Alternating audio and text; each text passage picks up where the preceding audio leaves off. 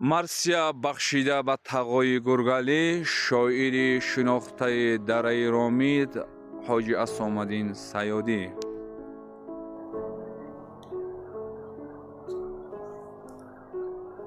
دوست و دادری عزیز ما جهان را پدرود گفتند، خیلی خیلی بر وقت.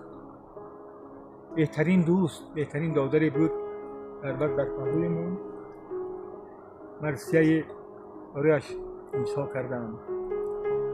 نوروز منیم بهار با غم آمد، آهم به فلک به دیده ها نم آمد. یک دوستی عزیز معتبر گم کردم، یک دوستی عزیز معتبر گم کردم، بر کلبه شاعرانه ماتم آمد. عمر به تو بودم در راه سفر، هر محفلی ما بوده چون شیر و شکر. امروز که در این جهان تو را گم کردم، امروز که در این جهان تو را گم کردم، دردانه بی‌بها دو کوزه زر.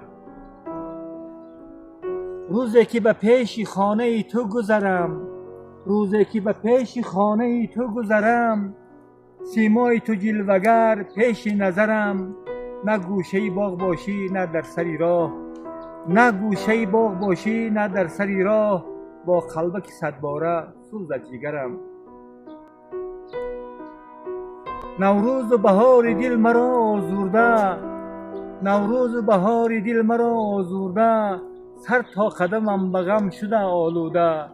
رحم نبوده تو را فلک دانستم، رحم نبوده تو را فلک دانستم، از پهلوی من دوستی عزیزم برده.